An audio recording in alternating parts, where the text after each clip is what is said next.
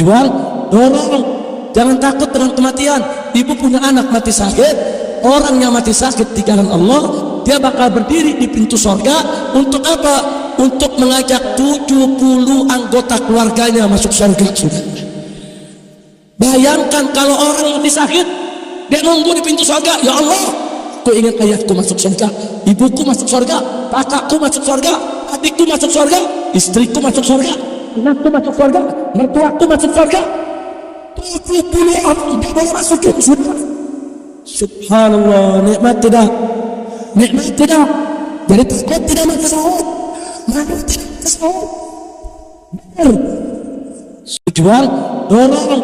Jangan takut dengan kematian. Ibu punya anak mati sakit, orang yang mati sakit di jalan Allah, dia bakal berdiri di pintu surga. Untuk apa? Untuk mengajak 70 anggota keluarganya masuk surga. Bayangkan kalau orang mati sakit, dia nunggu di pintu surga. Ya Allah, aku ingin ayahku masuk surga, ibuku masuk surga, kakakku masuk surga, adikku masuk surga, istriku masuk surga, anakku masuk surga, mertuaku masuk surga. 70 orang dia masukin surga. Subhanallah, nikmat tidak? Nikmat tidak? Jadi takut tidak mati sahut, mati tidak sahut.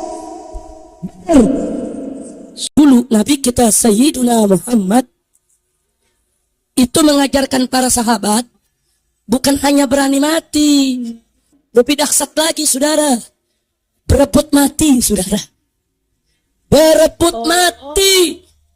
Mari kita lihat saudara, pernah suatu ketika Nabi menyiapkan pasukan berperang melawan musuh. Ini di depan, musuh sudah siap dalam pasukannya saudara, pasukan berkudanya, pasukan pemanahnya saudara, sudah siap. Dan musuh lebih besar daripada pasukan kaum muslimin saudara. Kemudian Nabi menyiapkan pasukannya, sahabat-sahabat ada di kanan Nabi, ada di kiri Nabi, ada di belakang Nabi, sudah siap untuk perang menyerang musuh. Kemudian Nabi memeriksa pasukan, inspeksi pasukan. Dengan kudanya Nabi berjalan dari ujung kanan ke ujung kiri saudara, memeriksa kesiapan pasukan untuk bertempur. Begitu Nabi sedang periksa saudara, ada seorang pemuda saudara.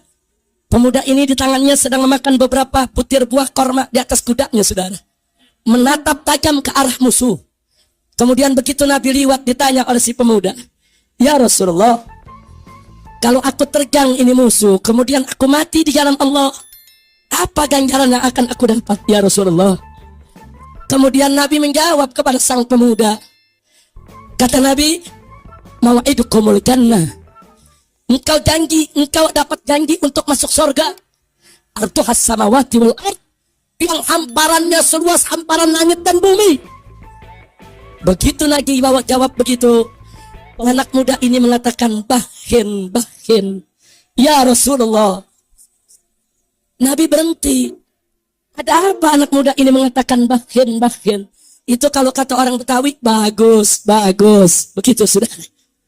Kata Nabi, "Maha malaka ala kaulika bahin, bahin." Hei pemuda, apa gerangan yang menyebabkan engkau mengatakan bagus, bagus? Akhirnya orang ini mengatakan, "Enggak ada apa-apa ya Rasulullah. Khair annani atamanna min ahliha." Kecuali aku hanya berharap semoga aku jadi ahli surga. Kemudian Nabi melanjutkan lagi saudara, meriksa pasukan.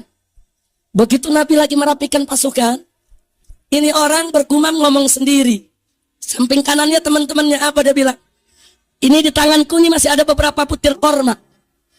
Kalau aku makan habis ini korma, baru perang masuk surga, kelamaan masuk surganya." Dia bilang kelamaan sudah. Lalu apa? Kormanya dia buang. Dia bilang terlalu lama.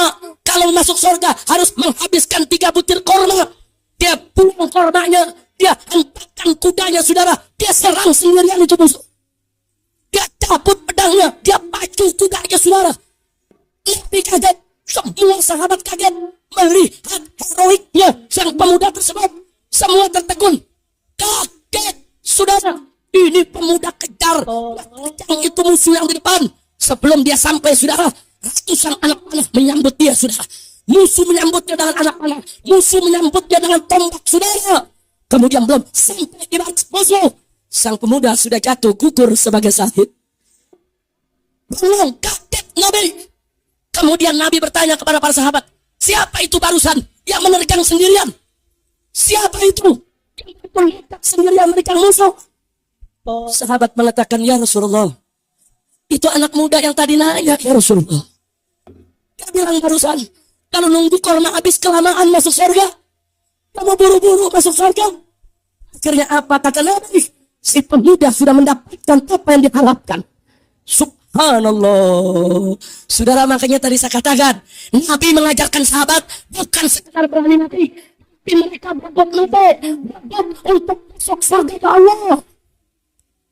Makanya nggak pantas kalau pejuang Islam takut menghadapi musuh, saudara. Bu, bengong aja. Bu, kalau besok anak-anaknya berjuang bela Islam, setuju nggak, Bu? Itu agak, Bu. Nah, besok kalau anaknya datang ke ibu, Bu, permisi, mau jihad. Lu jihad sama siapa, Tong? Mau jihad sama habaibnya ulama, jangan dilarang, Bu, ya. Ibu langsung angkat tangan. Sono pergi, Tong, mudah-mudahan lu nggak balik lagi. Amin. Ada ibu nanya, Beb, kok doanya begitu? Ya maksudnya biar anaknya mati sakit.